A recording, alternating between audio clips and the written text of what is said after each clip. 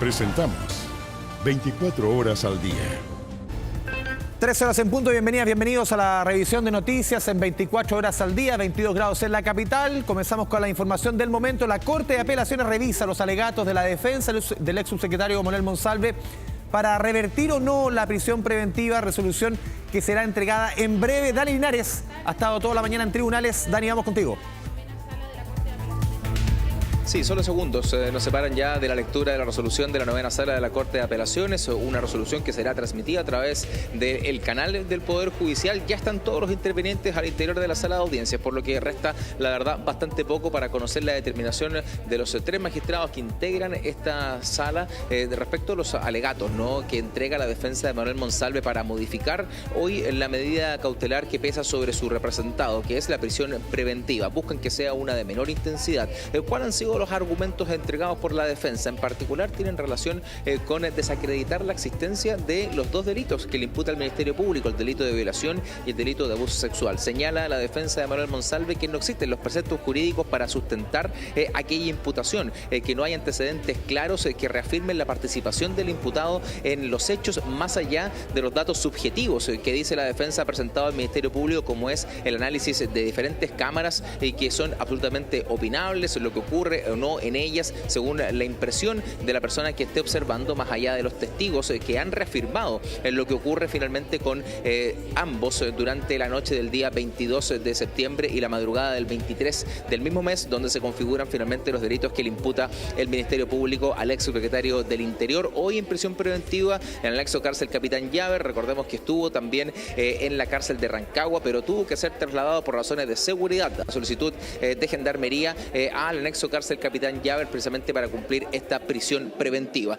Pero antes de entrar en el detalle de los alegatos, de lo que ha ocurrido durante esta jornada, vamos a revisar un comunicado que emana de la propia defensa del ex secretario del Interior, que tiene que ver con uno de sus equipos de abogados. Eran 13 integrantes, que finalmente deja el patrocinio de esta causa. Hablamos de María Inés Horvitz, que finalmente ya no será parte de esta causa, y a través de un comunicado ha explicado las razones por las cuales ella deja el patrocinio de Manuel Monsalve. Vamos con ese comunicado en pantalla mientras les comento las ideas, ¿no?, que comenta María Inés en este comunicado. Señala que básicamente se produce una diferencia técnico-jurídica con sus otros dos compañeros de trabajo, ya que ellos nunca han trabajado juntos y hay diferencias de cómo llevar adelante este caso, y es finalmente ese punto lo que hace que ella deje la defensa de Manuel Monsalve, pero reitera y marca en varias oportunidades en este comunicado que ella sigue convencida de la inocencia de Manuel Monsalve de los delitos que aquí se le imputan, y confía que de alguna manera se puedan poner a la luz los antecedentes que reafirmen aquella teoría, ¿no?, de que finalmente Manuel Monsalve es inocente de los delitos que se le imputan. Pero lo cierto es que María Inés Horvitz deja el patrocinio de esta causa. Hoy, de hecho, a esta instancia vinieron a alegar solamente los abogados Arias y Dizzi, que finalmente entregaron los antecedentes al tribunal, que buscan modificar esta medida cautelar. Vamos a ese debate, a lo que ocurrió al interior de la sala de audiencias, precisamente con la defensa de Manuel Monsalve. ¿Cuáles son los argumentos que ellos expresan? Dicen no tener los antecedentes, los preceptos jurídicos que configuran estos delitos, y por lo cual ellos solicitan al tribunal modificar esta medida cautelar. Vamos con esas declaraciones. Las expectativas para hoy día es la vista de la apelación, es la revocación de la prisión preventiva. ¿Ya? Eso eventualmente puede venir con medidas cautelares, y por eso la expectativa de hoy es esa. Los requisitos para que alguien pueda quedar en prisión preventiva en términos generales están los que usted describe, que son las de necesidad de cautela, pero también está la necesidad de la acreditación de los presupuestos materiales. No voy a adelantar la estrategia de la defensa, pero entendemos desde ya que la injustificación de la medida cautelar que hoy pesa no es solo por lo que usted señala, sino también por otros requisitos que establece la legislación y que tienen relación con los hechos más de fondo. ¿Okay? Lo planteó la defensa en primera instancia en el séptimo juzgado de garantía, señalando que aquí hay una relación en construcción entre ambos, entre la víctima y el denunciado, marcando un punto, esta cita previa del día 22 de septiembre hacia el 1 de septiembre de este mismo año, donde ellos se reúnen en el Mall Costanera Center, también almuerzan, también consumen alcohol en aquella oportunidad y finalmente existe un beso entre ambos, el cual a juicio de la defensa de Manuel Monsalve este es consentido, y de ahí en adelante comienza una construcción de una relación fuera del ámbito laboral. Es lo que plantea la defensa de Manuel Monsalve, que finalmente todo esto llega a la jornada del día 22 de septiembre, donde se vuelven a reunir ya en la jornada de día domingo en el restaurante Ajiseco Místico y nuevamente consumen alcohol, cenan por cierto, y luego finalmente los hechos que se le imputan al exsecretario del Interior. Vamos a los detalles respecto a los argumentos que presenta hoy la defensa que buscan modificar esta medida cautelar. Porque la prueba científica que trae el Ministerio Público de Evaluación no da cuenta de lo que la resolución errada y con confusión de lo que realmente dice estableció. Esto es central para el hecho 1.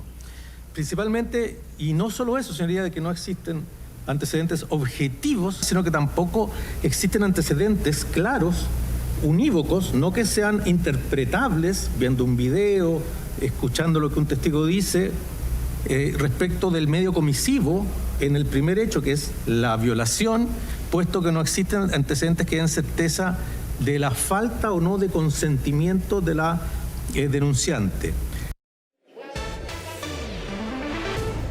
Plantea la defensa de Manuel Monsalve que el Ministerio Público no ha acreditado correctamente, por ejemplo, el consumo de alcohol y el efecto que generó este consumo en cada una de las personas involucradas, ya que solamente se señala a través de la comanda del restaurante que se cancelaron 8 pisco sour, pero no está claro, a juicio de la defensa, cuántos pisco sour consumió cada uno, cuánto es el efecto que tuvo en ellos esta cantidad de alcohol, y que finalmente este consentimiento o no se expresa también dentro de las imágenes que han sido expuestas a través de diferentes medios de comunicación del recorrido de ambos, desde el Ajiseco Místico hasta el Hotel Panamericano, señalando la defensa que además hay 30 minutos de este recorrido que el Ministerio Público no tiene antecedentes de lo que ahí ocurrió, porque no están finalmente las cámaras de seguridad que buscan finalmente dar cuenta de ese recorrido, ya que ellos toman calle Maquiver, luego calle Merced, y de ahí se pierden del seguimiento que realiza el Ministerio Público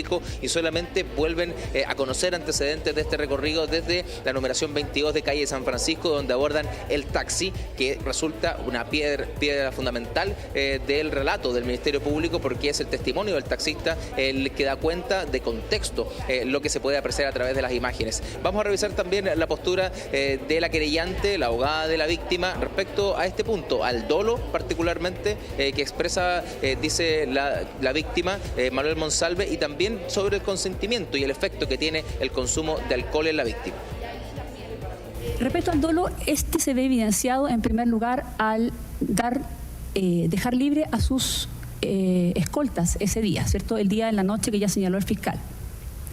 El consumo de alcohol, que su señoría se parte de la base de una simétrica ingesta de alcohol. Lo que se sabe es que hay consumo de 8 pisco sour catedral.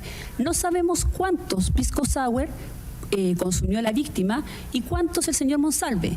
¿Cómo podemos saber quién consumió más? Sabemos los efectos que se producen en cada uno de ellos, producto de las declaraciones que hay en la carpeta, producto de los videos que existen.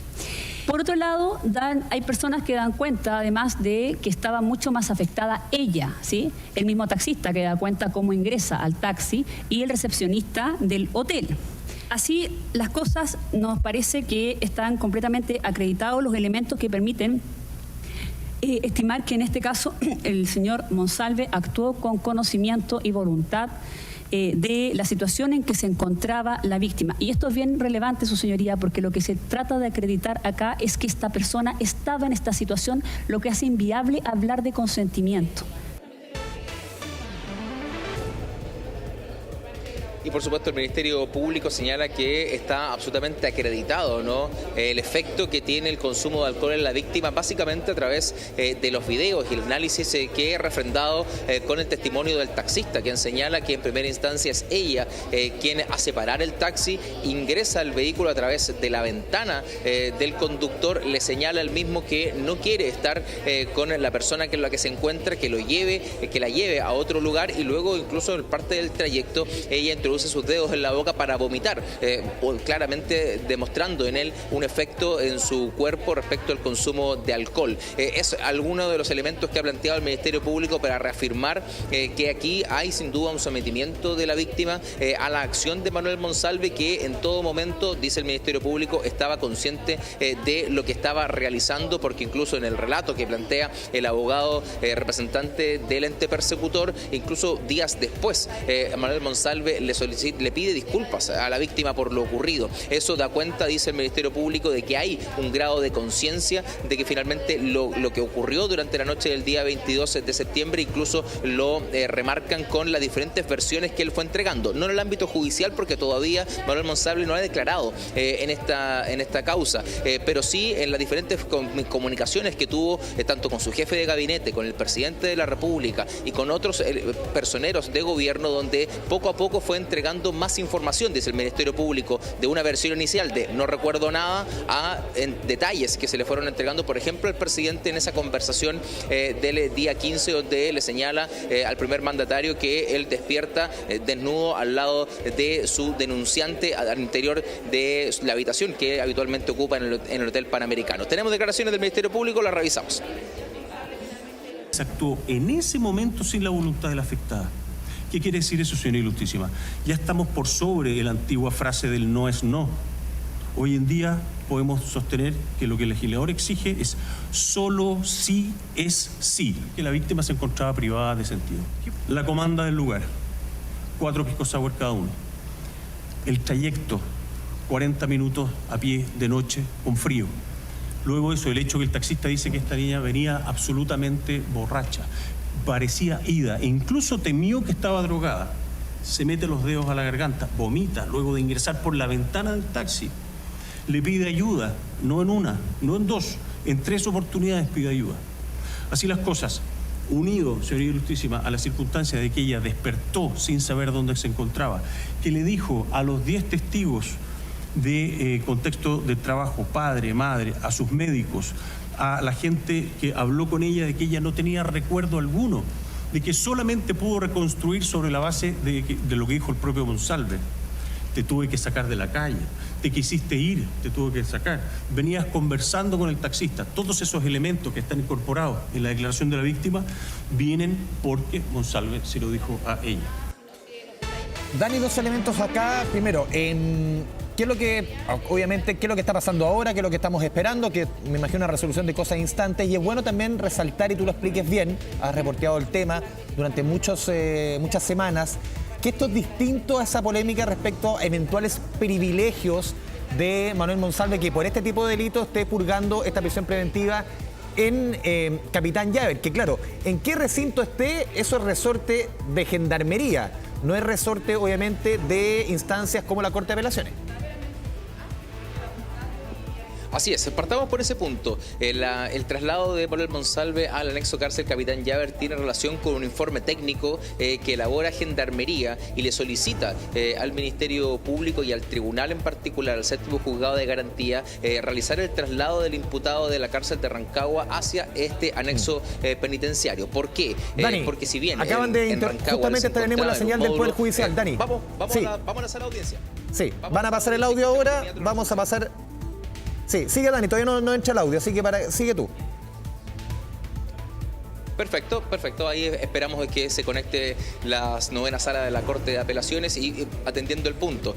Tiene relación con finalmente este traslado por razones de seguridad, por las amenazas que tuvo Manuel Monsalve en el interior del penal de Rancagua, que si bien se encontraba en un módulo distinto, donde compartía con otros imputados todavía no condenados, sí, en el día ahora a sí, día Dani, de un recinto penitenciario se puede encontrar con otras personas de la... 19 de julio del año 2012, 23.772 del año 2014, de 10 de septiembre de ese año, 6659 del año 2015, de 22 de mayo de ese año 2015, y 5112 del año 2021, de fecha 22 de enero de ese año, el deber de fundamentación de una resolución que revisa aquella que decretó una medida cautelar no se satisface con referencias formales de compartir o adherir a la tesis de alguno de los intervenientes, ni con la mera enunciación de citas legales, si no se dota de contenido a la decisión en términos de indicar en cada caso y con precisión cuáles son los fundamentos de hecho y de derecho que fundan las resoluciones adaptadas. Es decir, en el caso que se revisa, esta debe contener, además de los argumentos que permiten presumir la concurrencia o inconcurrencia de los presupuestos materiales y de la necesidad de cautela, la respuesta a la totalidad de las alegaciones que formule el apelante, siendo el único límite aquel previsto en el artículo 360 del Código Procesal Penal, precepto que expresamente regla que a los jueces les queda vedado extender el efecto de su decisión a cuestiones no planteadas por ellos o más allá de los límites de lo solicitado. Segundo,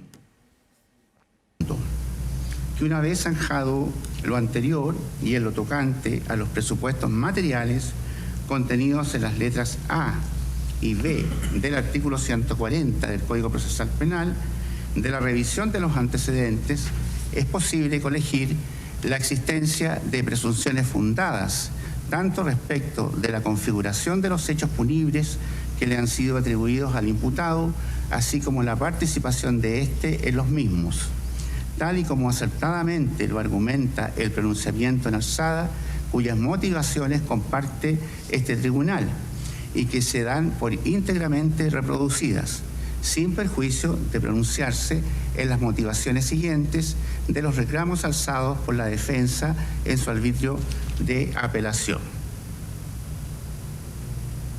Tercero, que en lo pertinente a la protesta de la asistencia letrada del encartado en lo tocante al delito de violación, consistente en la ausencia de antecedentes objetivos para establecer el acceso carnal, es preciso señalar que de la sola lectura del informe pericial sexológico surge que en sus conclusiones consta que, abre comillas, no se encontraron al momento de realizarse el examen genital. Escuchábamos justamente la revisión de estas medidas cautelares de parte de la Corte de Apelación. Estamos presenciando la lectura de esta decisión de la Corte de Apelaciones respecto a las medidas cautelares de Manuel Monsalve. Esto es distinto e insistimos en el punto, lo conversábamos recién con Dani Linares, respecto a en qué penal él va a cumplir o cumpliría esta prisión preventiva si es que se mantiene. Es una resorte exclusivamente de Gendarmería. Aquí lo que está apelando obviamente la defensa, Dani, de Manuel Monsalve, es que lo que ellos buscan es que él cumpla esta prisión preventiva en arresto domiciliario. Sí, y importante el primer punto que toca el magistrado respecto a la existencia, dice él, de los elementos contenidos en la letra A y B del 140 que fundamentan la prisión preventiva, es decir, la existencia del delito y la participación del imputado. Señala que eso se encuentra íntegramente ya representado tanto en primera instancia y lo refrenda en esta oportunidad, pese a que señala que se puede referir ciertos otros puntos y es lo que está detallando en estos momentos al interior de la sala de audiencias. Pero retomando el punto de lo que conversábamos previo a conectar con la resolución del magistrado, tiene que ver este traslado netamente con una solicitud de Gendarmería para poder garantizar la seguridad del imputado, ya que cualquier persona que está privada de libertad está bajo custodia del Estado responsable de su integridad física y psicológica, por lo que ellos deben tomar las medidas necesarias para poder resguardar esa integridad, y es el Gendarmería entonces quien solicita el traslado del imputado por la peligrosidad que tiene el hecho de que se pueda encontrar con otros sujetos de mayor experiencia dentro del penal de Rancagua, donde se encontraba, o bien las amenazas que finalmente fue objeto durante sus primeras horas dentro del recinto penitenciario, y es por eso que se solicita este cambio. Lo que se pueda definir acá respecto a la prisión preventiva o bien una medida cautelar distinta no va a tener relación con algún traslado en particular de Manuel Monsalve, ya que eso no es resorte de la defensa en este caso, y ese finalmente lo que se busca aquí es que se limite la medida cautelar a una de menor intensidad, es lo que ha pedido la defensa, y escuchábamos los argumentos entregados para finalmente desacreditar la necesidad de cautela a través de la prisión preventiva del imputado, como ha planteado su defensa. Sin embargo, esto está siendo de alguna manera rebatido por el magistrado en los primeros párrafos, ¿no?, que va entregando esta resolución, que todavía no está firme, no tenemos todavía la claridad, no hay que adelantar tampoco juicios al respecto, porque todavía se está leyendo para todos los intervinientes cuál es la determinación de la novena sala. Ahora, sin perjuicio de aquello, recordemos que la revisión de medida cautelar se puede realizar en cualquier momento del procedimiento. Claro. Esta es una investigación que se le ha decretado más de 120 días. La defensa del imputado puede solicitar la revisión de medidas cautelares aquí en segunda instancia o bien nuevamente en el séptimo juzgado de garantía las veces que estime conveniente. Para aquello deberá presentar nuevos antecedentes al tribunal que ameriten la revisión de esta medida cautelar, y eso se puede realizar en diferentes oportunidades. Se ha dado, por ejemplo, de personas que están en prisión preventiva y en primera etapa pasan un arresto domiciliario total, luego un arresto domiciliario nocturno, y así por diferentes medidas cautelares durante todo el proceso que dura la investigación. No se garantiza, ¿no?, en ningún caso, porque esto no es una pena anticipada, que la persona se mantenga en prisión preventiva privada de libertad durante todo el proceso que dura la investigación. Dime. Sí, que incluso puede darse, y lo hemos visto en otras investigaciones que no tienen nada que ver con lo de Monsalve, por ejemplo, lo de la alcaldesa Katy Barriga, que se toma una medida cautelar menos gravosa, por ejemplo, el arresto domiciliario total, y pase a prisión preventiva, porque en la medida que se va investigando, en la medida que se van sumando datos, información a la investigación, obviamente, a juicio del Ministerio Público, va ameritando, conforme se va teniendo más datos, que esta medida o esta medida cautelar sea más gravosa, sea más dura, entre comillas. Por eso te ponía el caso de Katy Barriga, que primero estuvo en su casa en arresto domiciliario total, pero ahora está en prisión preventiva en San Miguel. Sí, por supuesto. De hecho, se puede ir revisando hacia ambos lados, hacia una de mayor intensidad o menor intensidad durante todo el procedimiento, durante todo el proceso de investigación. Para eso, los intervinientes, Ministerio Público o bien los abogados querellantes o defensores pueden presentar antecedentes al tribunal que finalmente justifiquen la revisión de una medida cautelar en la medida que ellos lo estimen conveniente. Ha pasado en otros casos que se revisa en varias oportunidades. En el caso de Katy Barriga, por ejemplo, ha ocurrido ya en más de 3 oportunidades la revisión de medidas cautelares. Lo que ocurre con el futbolista Jorge Valdivia también se ha revisado y se va a volver a revisar. En el caso de Daniel Jaude, por ejemplo, también. Revisión de la medida cautelar, lo que ocurre con Daniel Jaude. O por ejemplo en el caso de Luis Hermosilla, que no ha habido una apelación. Más allá de lo que ocurrió en segunda instancia, no ha habido una apelación de su defensa en el juzgado para modificar la medida cautelar. Son estrategias jurídicas que llevan adelante cada uno de los representantes de quienes hoy están privados de libertad o bien con algún tipo de medida cautelar de menor intensidad mientras se enfrentan un proceso judicial. Lo deberán ir viendo durante el correr de la investigación en la medida que tengan o no los antecedentes para hacerlo, y esta es la primera instancia luego del primer fallo, ¿no?, de este caso del séptimo juzgado de garantía, que le entrega la posibilidad de recurrir a la Corte de Apelaciones en 5 días corridos de la determinación, y eso es lo que ha hecho la defensa de Manuel Monsalve, que ha trasladado más bien los argumentos presentados en primera instancia en el juzgado de garantía hacia la Corte de Apelaciones. La verdad que no ha presentado antecedentes adicionales, ha mantenido la misma teoría del caso presentado durante la audiencia de formalización, es decir, que aquí el Ministerio Público no tiene los antecedentes para justificar los delitos que está imputando a Manuel Monsalve. Es lo que plantea la defensa del subsecretario del Interior, y que esto ha sido rebatido, por cierto, por el ente persecutor y también por la abogada de la víctima, respecto particularmente por el consumo de alcohol, el dolo y el consentimiento, que en ningún caso ha sido explícito, según señala el ente persecutor y también la abogada representante de la víctima. Te escucho. Sí, te invito a que pasemos a seguir escuchando la lectura de este fallo respecto a las medidas cautelares de Manuel Monsalve. En que ésta se encontraba a consecuencia del obrar del imputado, incluso comentándole a algunos de ellos que había sido violada. A lo anterior deben sumarse antecedentes de contexto como los mensajes de chat enviados por el imputado a la víctima en momentos posteriores a la ocurrencia de los hechos y la circunstancia de haber concurrido una funcionaria gubernamental al domicilio de la ofendida en días posteriores a fin de entregarle un paquete de parte del encartado. En nada alteran las conclusiones antes arribadas las circunstancias exógenas aludidas por la defensa en orden a la existencia de un beso entre el imputado y la ofendida en una ocasión anterior y de las supuestas muestras de cariño que ésta habría tenido para con el señor Monsalve, en cuanto no solo no están conectadas temporalmente con los delitos pesquisados, sino que tampoco permiten presumir la anuencia de la víctima a mantener relaciones sexuales con el encartado. Más aún, si luego de esas muestras de aparente complacencia se estableció de manera secuencial el rechazo por parte de ella de continuar con esta actitud al pedirle ayuda al taxista para que la liberara de la presencia del imputado.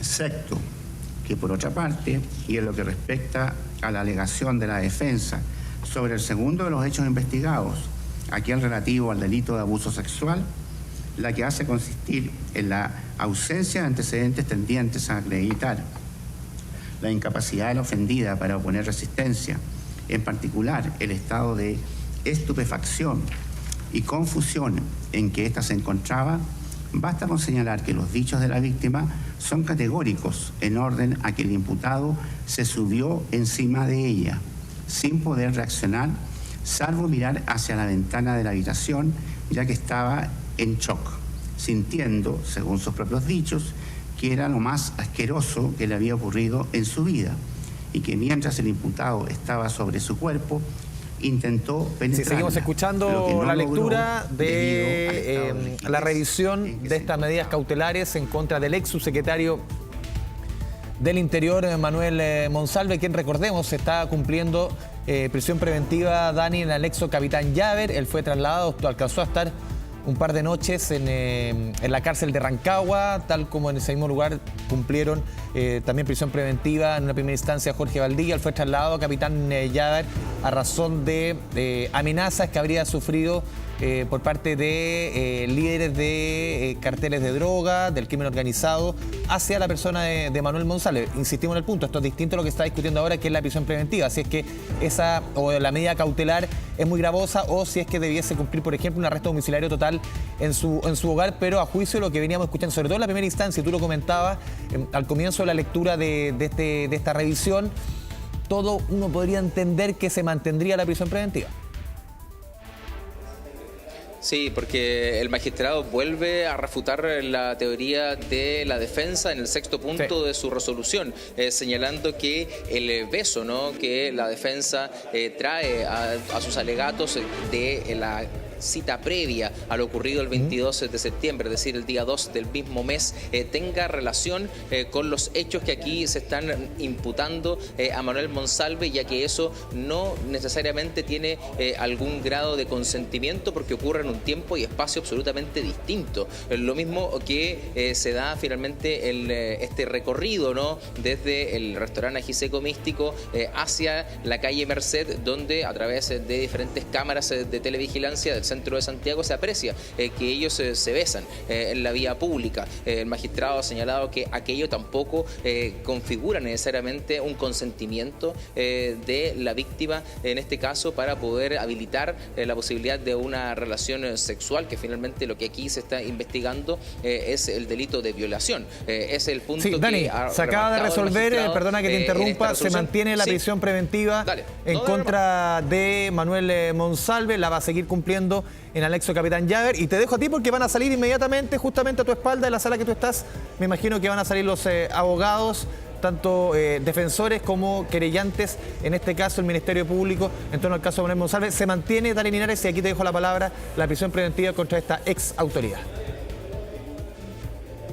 Así es, prisión preventiva entonces reafirmada por la 9ª Sala de la Corte de Apelaciones. Ya lo escuchábamos en algunos pasajes de los argumentos del magistrado sobre los elementos que fueron descartándose de la presentación de la defensa. Vamos a escuchar al Ministerio Público, al el fiscal Jacir, ¿quién se va a referir en primera instancia, o el abogado asesor? Vamos a revisar qué es lo que plantea también el ente persecutor sobre esta determinación de la novena sala de la Corte de Apelaciones. Al peligro para la seguridad de la sociedad. Eso lo ratifica la Corte.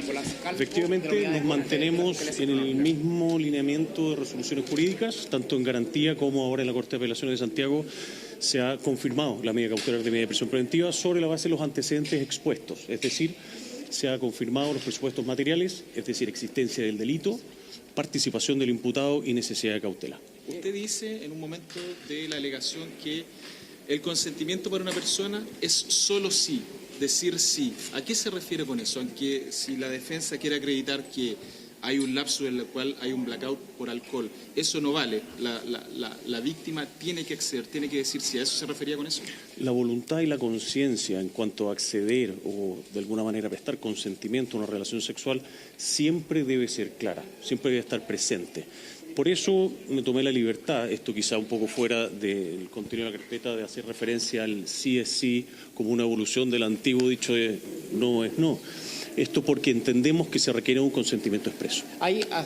Estamos en vivo para Tele 13, don Nicolás. Le quería preguntar si es que en términos de antecedentes o prueba, aparte del tema del consentimiento, ya se va nutriendo la investigación del Ministerio Público para formarse el convencimiento para llevar a una acusación y posterior juicio oral a Manuel Monsalve.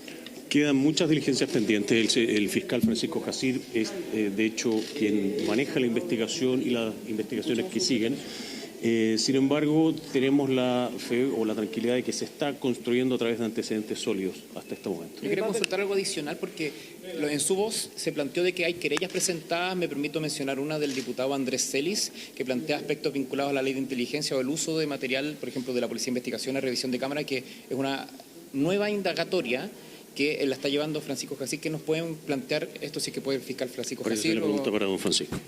Buenas tardes. Efectivamente, como usted indica, de la investigación por los delitos sexuales en contra del imputado Monsalve han surgido otras líneas investigativas.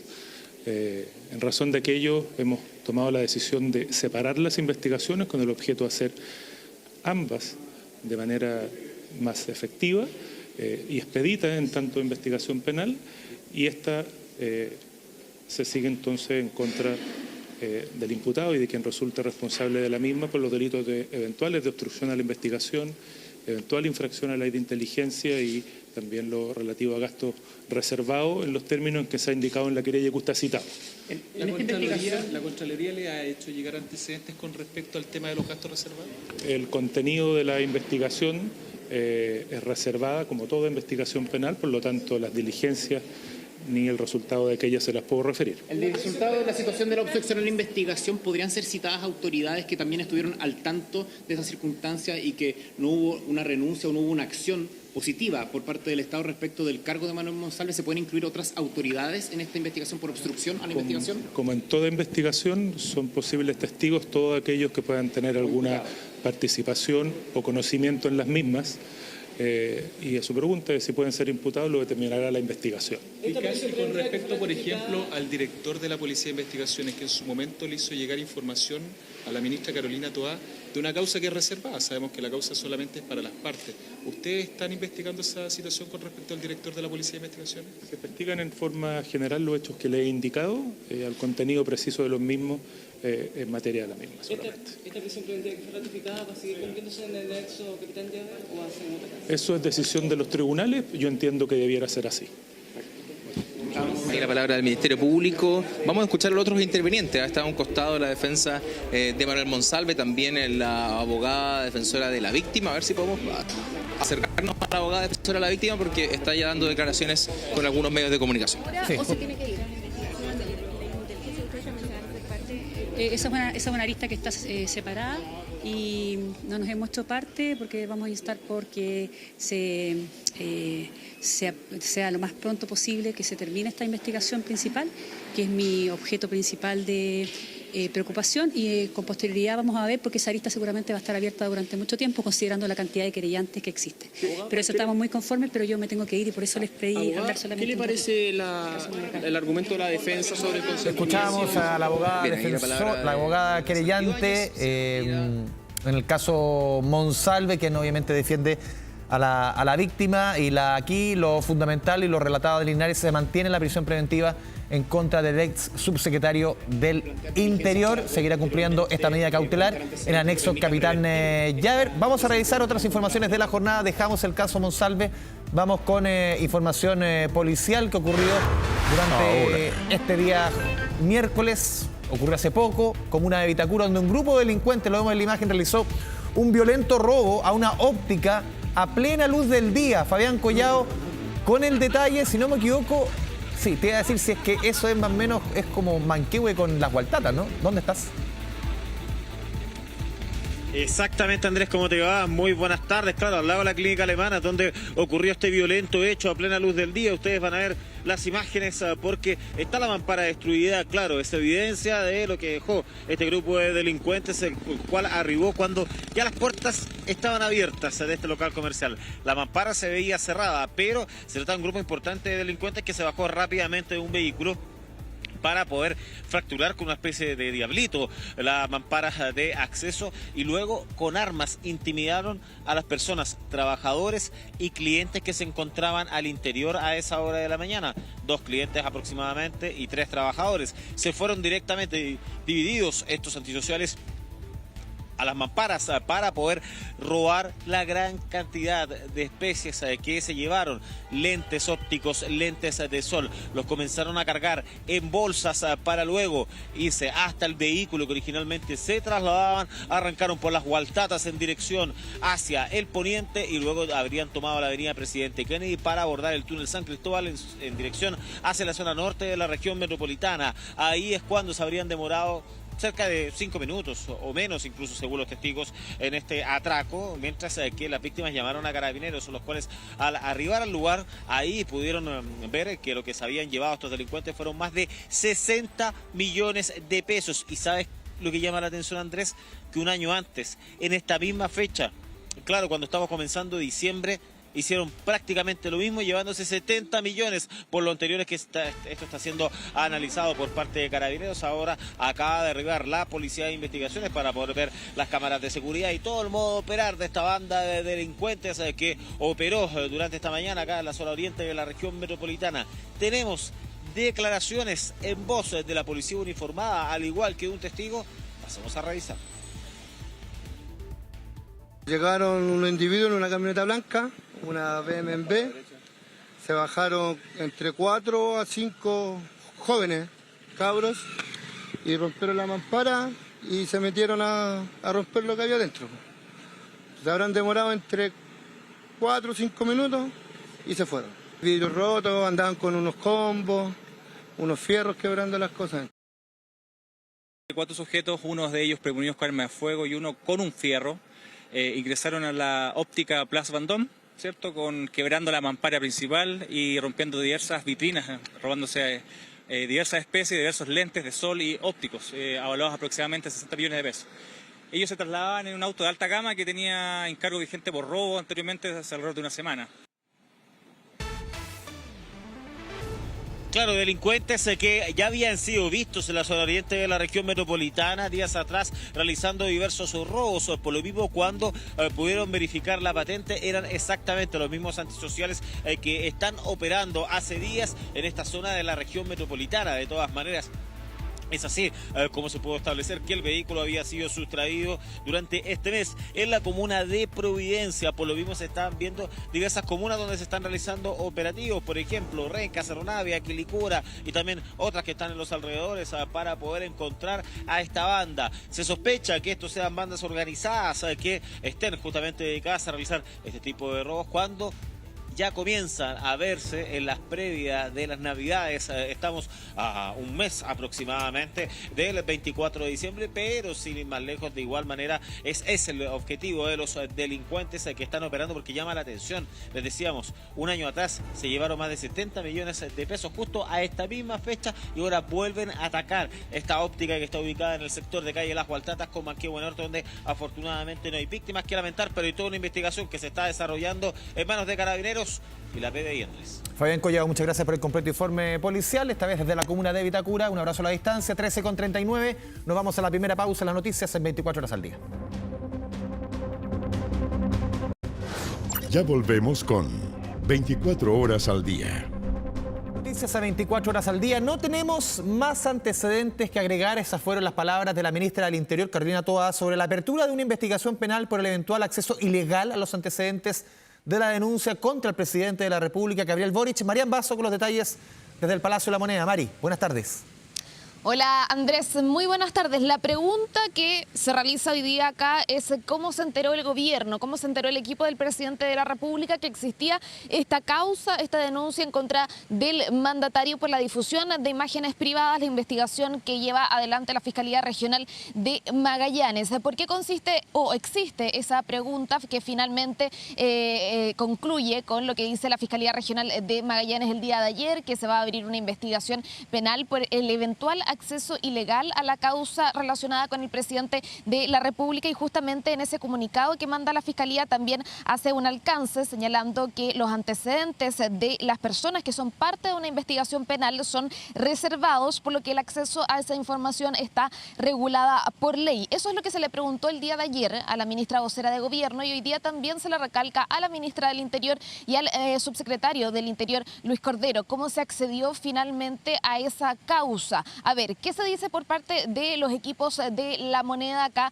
en el Palacio de Gobierno? Se señala que los abogados habrían ingresado al sistema de información de la página web de la Fiscalía, del Ministerio Público, y que ahí con el RUT del presidente se habría encontrado entonces una causa relativa al mandatario. Sin embargo, desde la Fiscalía Nacional se señala que no se puede acceder mediante fuentes abiertas, que sería justamente esta portal de la Fiscalía, a casos como este, sobre todo cuando están deformalizados, cuando hay una causa reservada y cuando los antecedentes de las personas son entonces también reservados. Es por eso que es la duda, cómo se accedió a esta denuncia en contra del mandatario. Se lo consultamos hoy día a la ministra del Interior, a la jefa de gabinete, Carolina Toa, y ella señaló que como gobierno no tenemos más información que entregar. Dijo, seguido a eso, que van a ser los abogados del presidente de la República quienes van a responder a ese interrogante y que la respuesta va a ser contundente. Lo mismo señaló el subsecretario del Interior, Luis Cordero, diciendo que los abogados son los que tienen el mandato y los que se encargan de realizar justamente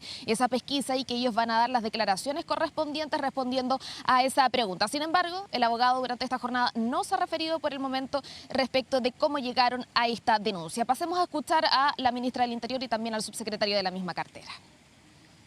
Nosotros como gobierno no tenemos más antecedentes que agregar a lo que se ha planteado, y cuando los haya va a estar en manos del abogado entregarlos. Entonces probablemente próximamente va a tener información a propósito de su consulta de parte del abogado del presidente.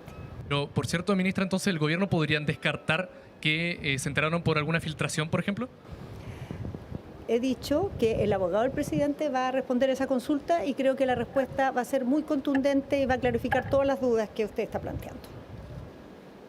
Esto es un asunto respecto del cual existen abogados personales del presidente que tienen mandatos por parte del presidente y que están al cargo del seguimiento de las causas del presidente, y por lo tanto ellos se van a referir a la forma y modo en que se realiza el consulto a través del sistema de información para abogados que tiene el Ministerio Público.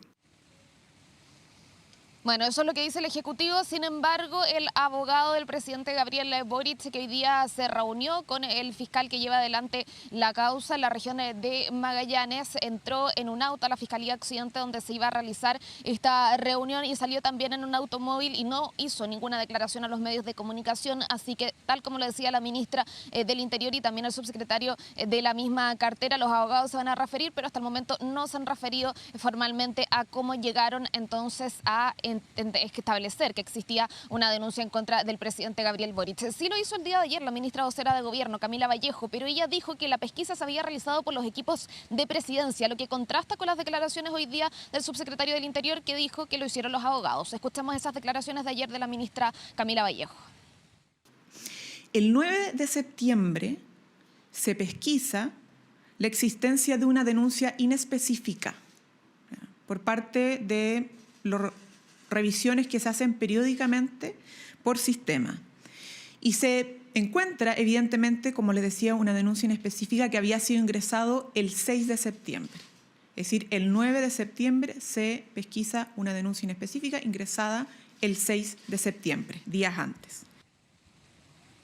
Ya, esa es la duda que está instalada en este momento, como el Ejecutivo, como el equipo de del presidente de la República, entonces se entera de que existe esta denuncia, lo dijo la ministra del Interior, el subsecretario del Interior, que los abogados se iban a referir a aquello, sin embargo, hasta el momento no lo han hecho. También las versiones contrastan entre lo que dijo la ministra vocera de Gobierno el día de ayer y lo que dice el subsecretario de la misma cartera el día de hoy. Por eso también se les preguntó a ambos si es que se habían enterado por ejemplo, las policías u otra institución, o si es que había alguna filtración al respecto. Ambos descartaron que no habría habido alguna alerta por parte justamente de policías u otra institución, pero hasta el momento entonces el abogado no se ha referido a cómo se accedió por parte de La Moneda a esa denuncia. Estaremos esperando, Andrés, cuál va a ser la resolución de los equipos del presidente Gabriel Boric respecto de esta duda que queda sobre la mesa. Seguimos muy atentos. Marian Vaso, desde Palacio de la Moneda, buenas tardes. Buenas tardes.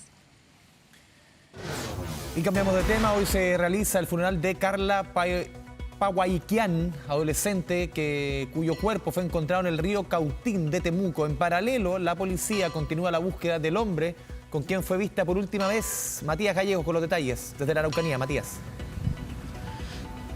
¿Qué tal, Andrés? ¿Cómo estás? Buenas tardes. Una sentida ceremonia se ha realizado desde la localidad de Pillar el Bún hasta la comuna de Lautaro, justamente pasando este cortejo a las afueras del Liceo Jorge Telier, donde junto a sus compañeros, profesores, la comunidad educativa en general, le brindó el último adiós a Carla Belén, de 14 años, quien justamente estudió en ese establecimiento educacional. La comunidad entera de la comuna de Lautaro se paralizó para darle el último adiós a esta joven que fue encontrada, tal como tú lo decías, en la ladera del río Cautín, en la comuna de Temuco, la capital regional de la Araucanía, todo luego de que haya salido de su establecimiento educacional, haya tomado un bus y de manera inesperada haya llegado a la comuna de Temuco. La palabra clave que figura hoy es justicia. Eso al menos lo que piden las personas que han asistido justamente a esta ceremonia, a esta despedida para la adolescente Carla Belén. Hay una pista clave, tal tú lo decías también, una cámara de seguridad logró captar en Temuco, entendemos, a un hombre quien acompañaba justamente a esta menor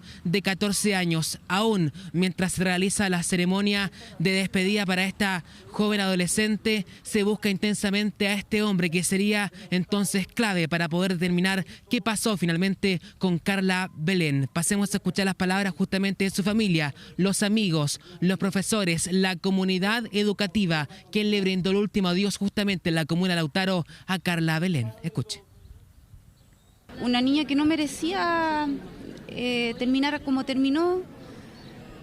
Tenemos mucho dolor, porque era una niña muy querida, muy querida, muy querida. Ellos en su salita le hicieron un altar, le pusieron una velita, flores, y su sala la adornaron toda con globitos para Carlita.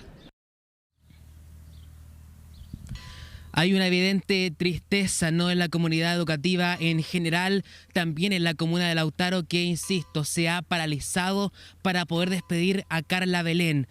En paralelo a la despedida, a la ceremonia que ha culminado hace solo instantes en el cementerio de la localidad de Pillar el Bún, se realiza la búsqueda por parte justamente de las policías a este hombre, ¿no?, quien se vio por última vez en las cámaras de seguridad, figuraba acompañando a Carla Belén. Es un llamado, el punto clave de inflexión que detona en esta búsqueda que justamente habría realizado Carla a una de sus familiares, donde le decía que se encontraba secuestrada y se encontraba justamente en la capital de la Araucanía, en Temuco. Por ahora no hay novedades en torno a la investigación, que se ha declarado secreta, evidentemente, pero sin duda estaremos informando de acuerdo a las últimas novedades que esté presentando también el Ministerio Público ante este caso, que evidentemente conmociona no solamente a Lautaro, sino que a toda la Araucanía. Matías Gallegos, desde la región de la Araucanía, muy buenas tardes, 13 horas con 55 minutos, nueva pausa en las noticias en 24 horas al día y volvemos con información del mundo.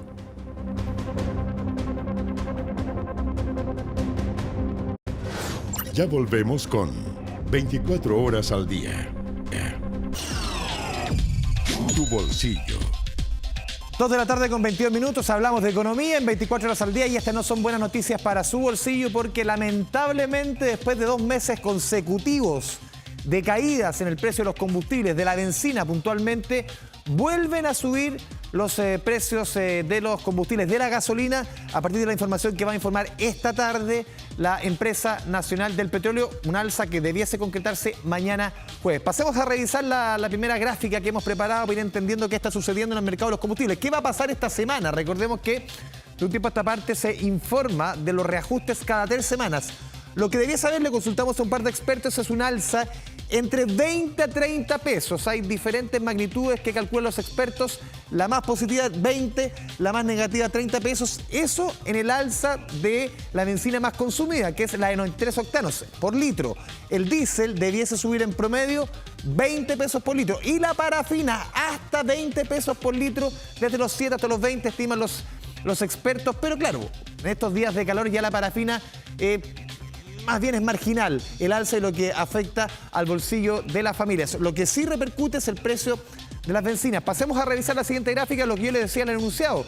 Venimos de meses, no semanas, meses de caídas consecutivas. El 5 de septiembre había caído 30 pesos por litro, el 26 de septiembre, el mismo mes, 27 pesos por litro, el 16 de octubre había caído 20 pesos por litro y la última medición o reajuste que habíamos tenido el 7 de noviembre había caído 27 pesos por litro. O sea, si sumamos los últimos 2 meses son 104 pesos de caída. Pero ¿qué sucede esta jornada? Lo decíamos y se va a concretar mañana. Entre 20 a 30 pesos, lamentablemente el alza. Y lo importante también, y lo vemos en la última gráfica, la pregunta es, ¿qué va a pasar las próximas semanas? En la entrega que sacan 3 semanas más. A ver, hay que recordar siempre que importamos casi el 100% del combustible que consumimos. O sea, dependemos, y lo vemos en la siguiente estación, de variables como el dólar, que ha subido con fuerza y explica buena parte, si no casi la totalidad del alza que vamos a sufrir esta semana. Se explica por la fuerte alza del dólar durante los meses de octubre y también de noviembre. Obviamente que se hace más caro importarlo y en menor medida el tema del precio del petróleo. Este repercute en el alza de entre 20 y 30 pesos que se informa hoy día. ¿Qué va a pasar en 3 semanas más? Debiese haber un alza, pero bastante más acotada. Pero todo depende de lo que suceda con el dólar, de lo que suceda con el petróleo. Escuchemos especialistas. Estimamos que el precio debería tender a estabilizarse. Es decir, que ya no veremos variaciones significativas al alza o a la baja, toda vez que hoy tenemos un tipo de cambio que está fluctuando en torno a 975, 980 pesos por dólar y un precio de petróleo Brent que también está fluctuando en niveles cercanos entre 72, 71 dólares el barril. Por lo tanto, bajo esas condiciones esperaríamos que ya no operase el MEPCO de que a 3 semanas más en este escenario base y que por lo tanto tendríamos variaciones relativamente acotadas. Hacia adelante el panorama es que con el dólar actual el precio se debería mantener más o menos estable en 3 semanas más. Y de ahí hacia adelante es muy complejo avisorar el panorama por lo volátil que han estado los mercados después de la elección de Donald Trump, sobre todo en el dólar. O sea, de acuerdo a la información que tenemos hasta ahora, no solamente va a ocurrir esta alza de una magnitud que todavía falta por cotejar entre 20 y 30 pesos, lo va a informar esta tarde la NAP, esta alza por litro de combustible, sino que se viene una nueva alza, pero de acuerdo a lo que dicen los expertos va a ser bastante más acotada, pero depende de cómo evolucione, sobre todo el dólar y también el precio del petróleo. Vamos a hablar de otros temas de la economía, también incide en su día a día. Nuevamente el horario del comercio comienza a estar bajo la lupa. Esto tras la presentación de un proyecto de ley en el Congreso que busca limitar el cierre de los centros comerciales y también de los supermercados. Una iniciativa que ha generado reacciones divididas entre parlamentarios y representantes del sector. Para más detalles tomamos contacto con el periodista José Ignacio Atenas. Nacho, muy buenas tardes. Así como están, muy buenas tardes. Claro, comienza un nuevo debate en torno a lo que podría ocurrir con los horarios del comercio. Esto tras la presentación de un proyecto de ley que lo que tiene como objetivo es limitar justamente los horarios de los centros comerciales, también de los supermercados, debido, dicen ellos, hacia las extensas jornadas que tienen los trabajadores y que ya se han discutido incluso en otras ocasiones respecto a cuál debería ser el horario que tienen estos centros comerciales. Y el proyecto que fue presentado por Camila Musante junto Andrés Giordano y otros también parlamentarios, tiene como objetivo, por ejemplo, que entre noviembre y abril los trabajadores no excedan su jornada más allá de las 20 horas de lunes a sábado y los días domingo que no pase más allá de las 18 horas. De mayo a octubre plantean que deberían trabajar hasta las 19 horas de lunes a sábado para que domingos y festivos tengan un cierre como tope de las 17 horas. Esto, por supuesto, ha generado una serie de reacciones, pero antes tuvimos palabras justamente de los parlamentarios que presentaron este proyecto y también la opinión dividida que hay incluso en el Congreso respecto a las consecuencias que puede tener el cerrar antes los centros comerciales. Tenemos declaraciones, los invito a escuchar parte de lo que nos dijeron. Solo aplica para los trabajadores de los centros comerciales, de los malls, que son los que se enfrentan con las mayores complicaciones a la hora de retornar a sus hogares, sobre todo en grandes urbes como la región metropolitana, y eso hace muchas veces difícil, por no decir imposible, conciliar la vida laboral con la vida de familia y las labores de cuidado. Atentaría contra, primero, el trabajo. Segundo, contra la reactivación de la economía en un sector que fue muy golpeado durante la pandemia. Ahí veíamos entonces la posibilidad, lo que buscan por parte de estos parlamentarios, limitar el horario de los cierres del comercio. Lo mismo para los días que son, por ejemplo, las próximas semanas se va a ver una extensión en los horarios, lo que es previo a Navidad, el mes estrella también del comercio. También hablan de limitar hasta las 21 horas y solo hasta las 18 horas previo a lo que es Navidad y Año Nuevo. Esto ha generado una serie de debates, como lo decíamos, también hubo respuesta por parte de los representantes del comercio que realizaron una encuesta a la Cámara Nacional de Comercio junto con los centros comerciales, en donde los datos que, por ejemplo, 7 de cada 10 de los encuestados dice que podría tener un impacto en la experiencia de visita a algún centro comercial, y además el 65% considera que esta medida podría afectar de forma anticompetitiva al comercio y también al empleo. Por lo tanto, es ahí la respuesta que están dando por parte del comercio, pero también conversamos con los representantes de los trabajadores del comercio que entregaron su postura en torno a este nuevo debate que está llevando justamente el tema del horario de estos centros comerciales, y esto fue lo que nos dijeron. Es importante que los legisladores tomen en consideración las distintas realidades regionales y de formato del comercio a lo largo del país, que además el proyecto va a impactar los sueldos de los trabajadores y trabajadoras de las tardes, que van a ver disminuida su jornada y su posibilidad de tener ingresos. No se da cuenta tampoco de los millones de consumidores que pueden asistir a hacer sus compras solo una vez que termina su propia jornada laboral de la tarde. Esta preocupación que demuestran los empresarios respecto de que podría afectar el empleo, en realidad eso no es tan así, considerando que en pandemia el comercio cerraba mucho más temprano de lo que está cerrando ahora, y la población que compra, los clientes, se adaptaron al nuevo sistema. Un debate entonces que se deberá zanjar en el Congreso con ambas posturas que ya se dan a conocer, y justamente en una jornada en donde se entregaron las cifras de las ventas que ha tenido el comercio, al menos en la región metropolitana, durante octubre, un crecimiento del 4%, ya es lo que va este año con un alza por sobre un 8%, lo que refleja casi un año bastante positivo para este sector, que ahora deberá zanjar a ver qué pasa con este horario que está justamente buscándose cambiar con este proyecto de ley. José Ignacio Atenas, muchas gracias por la información, muy buenas tardes. Vamos a cambiar completamente de tema, vamos a tocar otro que hace ya largo tiempo venimos abordando aquí en esta sección. 700.000 personas recibirán devoluciones de cobros en exceso por parte de las aseguradoras privadas de salud. Esto en el marco de la implementación, recordemos, de la ley corta de ISAPRES. Felipe Gallegos nos cuenta más. Don Felipe, muy buenas tardes. Hola, muy buenas tardes. Claro, la persona que va a recibir menos dinero recibirá 380 pesos. La que va a recibir más serán 69 millones de pesos. Pero en promedio llegamos a 1.600.000 pesos. Eso es lo que van a recibir cerca de 700.000 afiliados al sistema de ISAPRE como parte de este plan de devolución de cobros en exceso, luego que se unificara la tabla única de factores tras el fallo de la Corte Suprema y luego, claro, la ley corta de las ISAPRE. Así que mucha atención estas 700.000 personas porque, claro, desde el mes de diciembre van a comenzar a recibir estas devoluciones, y las ISAPRES tienen plazo hasta este sábado para dar cuenta a través de carta certificada, correo electrónico, llamada telefónica o bien luego de la asistencia de la persona a la sucursal, la forma, el método y los plazos para devolver estos cobros en exceso. Así lo informó durante esta mañana el superintendente de Salud, Víctor Torres. Pasemos justamente a revisar sus declaraciones porque, claro, durante esta jornada se cumplió un hito bien relevante,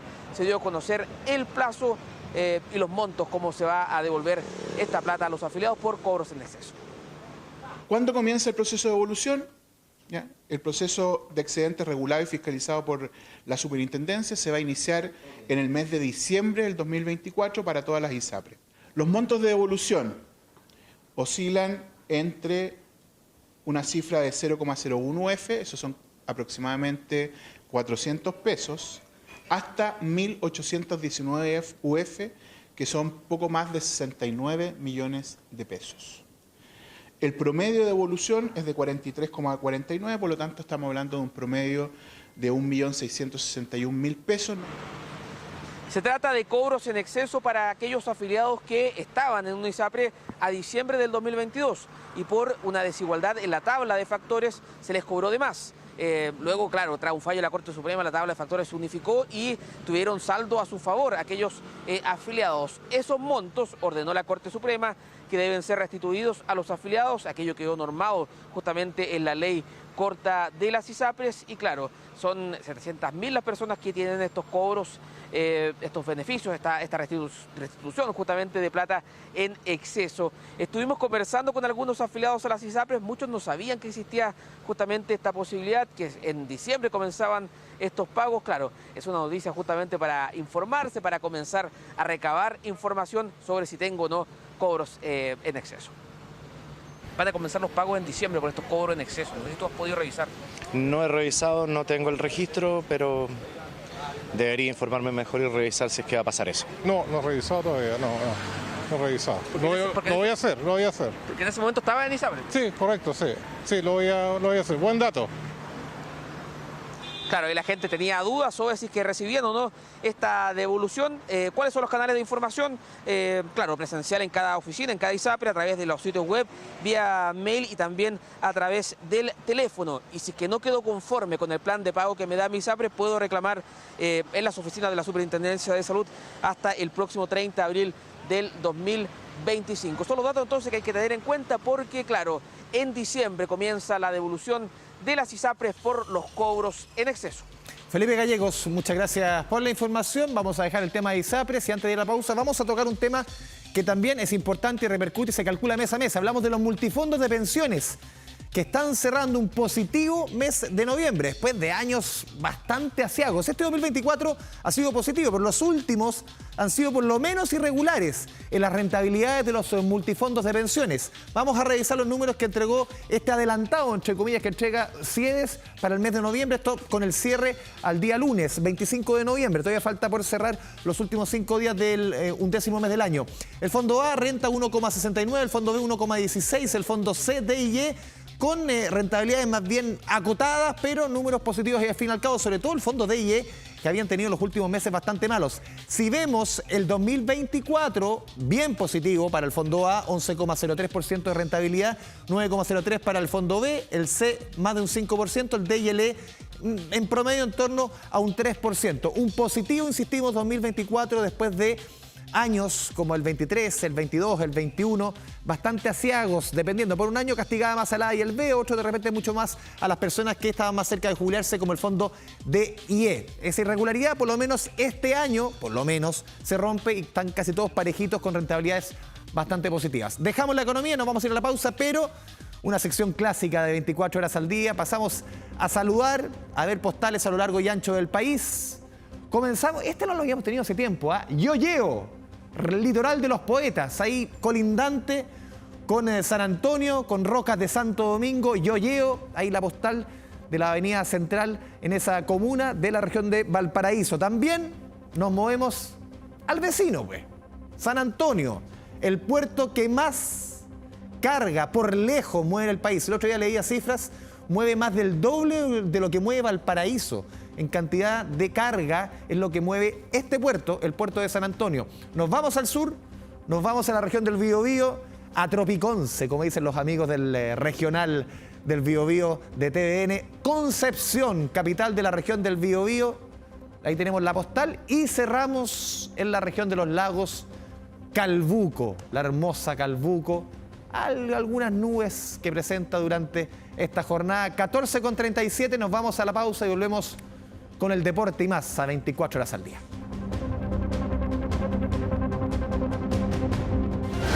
Ya volvemos con 24 horas al día. Volvemos con las noticias a 24 horas al día. Esta mañana se realizó la primera etapa de la segunda reconstitución de escena de la muerte del conscripto Franco Vargas, quien debió participar en la marcha militar del 27 de abril pasado. Familiares excompañeros del joven y 2 conscriptos estuvieron en la diligencia que busca esclarecer las circunstancias de su fallecimiento desde Putre. Nuevos antecedentes junto a la periodista Josefa Augusto. Josefa, buenas tardes. Sí, una jornada que partió bien temprano, a eso de las 6:30 de la mañana. Ya estábamos en Pacoyo, a unos 4.200 metros de altura, a la espera de la llegada de estos 9 soldados conscriptos, exconscriptos, que forman parte de esta reconstitución de escena, esta segunda reconstitución, a la que se suman también 2 soldados que todavía forman parte de las filas del ejército. Ellos se convierten en protagonistas de toda esta jornada, de todas estas horas. Dura aproximadamente 7 horas esta primera diligencia, donde finalmente su testimonio para la Fiscalía es fundamental de cara a esclarecer qué ocurrió antes, durante y después de la marcha en que fallece Franco Vargas. Ahí hicieron el recorrido, se demostraba, digamos, nosotros estábamos bastante lejos, pero podíamos apreciar que justamente hay una primera caída a solo metros, algunos 3 minutos aproximadamente desde la salida del cuartel de Pacoyo. La primera caída, ahí Franco Vargas es obligado a seguir marchando, luego hay una segunda caída hasta finalmente ser rescatado de alguna manera por personal del ejército. Acá tal vez lo más noticioso que ha dado a conocer hoy día el fiscal es que se confirma a través de esta reconstitución de escena, del testimonio de estos conscriptos, que de alguna manera hay un careo, ¿no? Se les pregunta qué fue lo que vieron, cómo lo vieron, y van coincidiendo. A partir de aquello es que el fiscal menciona que se confirma que hay contradicciones de parte de las versiones que hay, que ya se han dado de parte del ejército, que hay errores y que finalmente esta marcha nunca debió haberse realizado, partiendo de la base que, aunque estaba explícito en el protocolo que debían contar con la asistencia de enfermeros y presencia en la marcha de aquellos, eso no fue así, y efectivamente Franco Vargas tiene que esperar largos minutos para ser primero rescatado y posteriormente atendido, primero en el PAME de Pacoyo, para finalmente llegar acá al CEFAM de Putre. Los invito a que pasemos a escuchar esas declaraciones. Escuchábamos a los conscriptos a lo lejos que mencionaban que no había enfermeros acá. Es que esa es una cuestión grave. Esta marcha nunca debió haberse realizado. ¿Por qué? Porque dentro de cada actividad como esta, necesariamente por protocolo del ejército debe participar un enfermero o un profesional de la salud. Cuestión que acá no ocurrió. En la marcha no iba un enfermero, ni tampoco iba, ¿cierto?, el camión con los implementos para llevar oxígeno ni nada por el estilo. Todos vieron que Franco no estaba en condiciones, que Franco manifestó no estar en condiciones, pero que a Franco se le ignoró. Manifestaron cosas como, por ejemplo, signos físicos evidentes, que Franco tenía los labios morados, que Franco no dejaba de tener secreción nasal, que tosía constantemente. Fue fuerte, me ha dolido bastante saber detalles, ver el lugar donde murió mi hijo, pero como siempre he dicho, era totalmente necesario. Estoy confiada de que de aquí a ahora todo va a fluir y va a haber justicia por Franco y por los niños. En este minuto sigue la reconstitución de escena en una segunda fase, que es acá, en el CEFAM, una vez que es trasladado por este enfermero que además estaba citado para ser parte de la reconstitución de escena en la primera instancia. No llega, creemos y esperamos que esté acá para justamente tratar de conversar con él al final de esta segunda diligencia, después de ya varias horas determinadas por el Ministerio Público. Un anuncio muy breve. Nosotros acá en Putre logramos conversar en exclusiva con uno de los protagonistas también de esta historia, un testigo directo de lo que ocurre con Franco Vargas y que hasta ahora no ha dado declaraciones a ningún medio de comunicación, y nosotros lo vamos a tener en exclusiva esta noche en 24 horas Central. Así que, por cierto, que la investigación también está hecha para que sigamos todos atentos, ¿no?, a lo que ha sido este caso, a esclarecer qué finalmente ocurrió y, como lo decía el fiscal también, próximo a eventuales formalizaciones. Seguiremos muy atentos. José Fausto, muchas gracias por la información desde la región de Arica y Parinacota. Se llama de repente. Puede ser. Don Sergio Andrés, Pinto. nos vemos mañana. Sí, nos vemos mañana. Vamos cerrando 24 horas al día. Si vengo mañana, si me iba a preguntar, vengo mañana. Y el viernes también. Ya viene el IF en la pantalla de TVN. Se puede seguir informando a través de la pantalla de Canal 24 Horas. Chao, chao.